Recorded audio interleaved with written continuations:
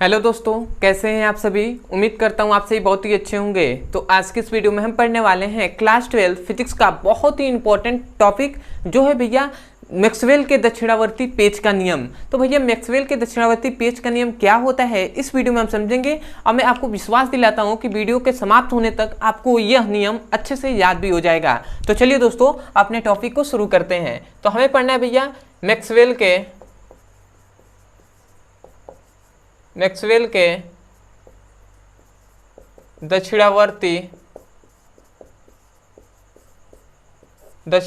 या दक्षिणावर्त पेच का नियम।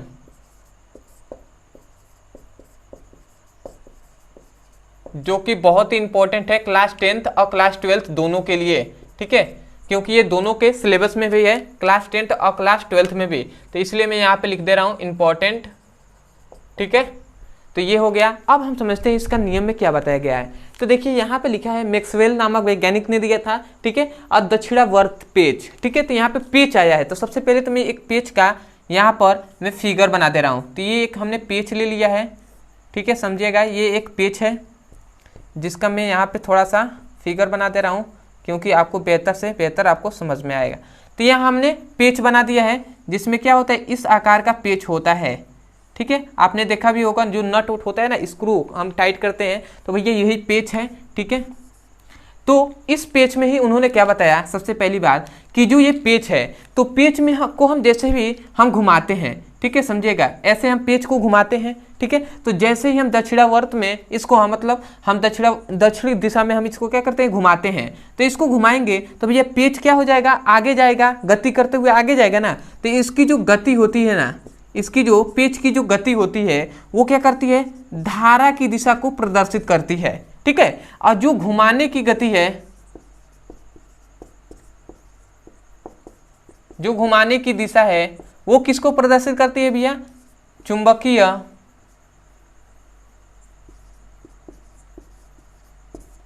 क्षेत्र को, या हम ये भी कह सकते हैं कि चुंबकीय बल रेखाओं की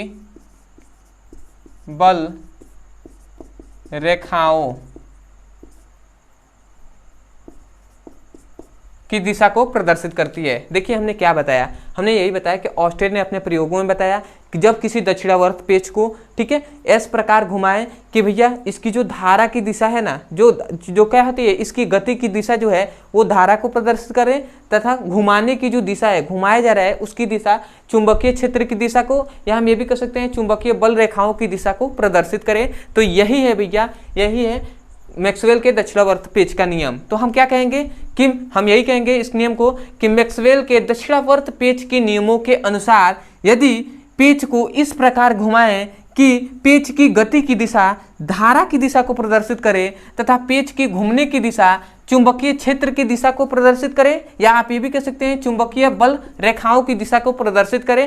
तो यही क्या है, यही है मैक्सवेल के दक्षिणावर्त पेच का नियम, ठीक है ना। मतलब भैया आप कह रहे होंगे कि चुंबकीय क्षेत्र कह रहे हैं और कभी कह रहे हैं चुंबकीय बल रेखाएं। तो इसमें याद रखेंगे जब भैया चुंबकीय क्षेत्र होगा ना, तो चुंबकीय क्षेत्र में से चुंबकीय बल रेखाएं निकलेंगी ही निकलेंगी, ठीक है। तो इसीलिए चुंबकीय क्षेत्र कहिए या चुंबकीय बल रेखाएं कहिए, दोनों बात एक ही है।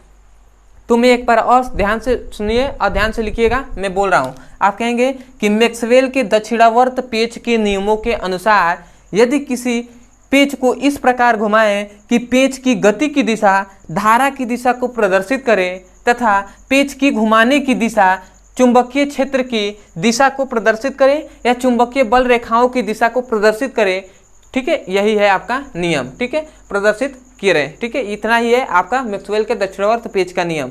तो एक बार और मैं ध्यान से बोल रहा हूँ, ध्यान से सुनिए, ध्यान से लिखिए, ठीक है, क्योंकि मैं चाहता हूँ कि आप सुनकर ही, आप बार बार सुनेंगे ना तो आपको याद भी हो जाएगा। और दूसरी बात, आप जब सुन लेंगे तो वीडियो को पॉज कीजिएगा, रोकिएगा, उसके बाद आप स्वयं इसको नोट्स में लिखिएगा। तो आप क्या लिखेंगे कि मैक्सवेल के दक्षिणावर्त पेच के नियमों के अनुसार यदि किसी पेच को इस प्रकार घुमाएं कि पेच की गति की दिशा धारा की दिशा को प्रदर्शित करे तथा पेच की घुमाने की दिशा चुंबकीय बल रेखाओं की दिशा को प्रदर्शित करे, ठीक है, इतने ही बात आप लिख देंगे, आपका मैक्सवेल का दक्षिणावर्त पेच का नियम हो जाएगा।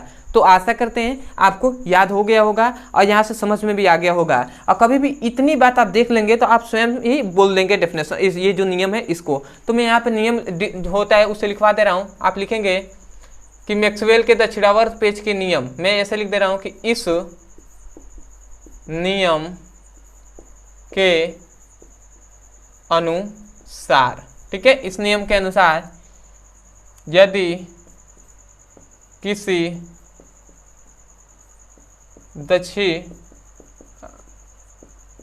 दक्षिणावर्त पेच को इस प्रकार घुमाए या ऐसे लिख सकते हैं घुमाया जाए कि पेच की गति की दिशा धारा की दिशा को प्रदर्शित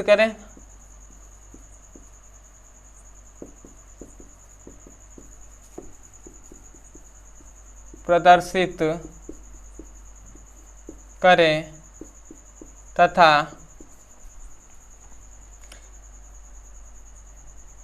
पेच को घुमाने की दिशा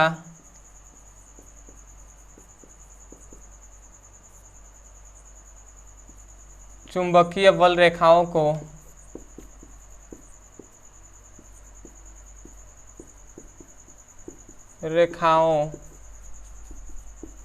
की दिशा को प्रदर्शित करें।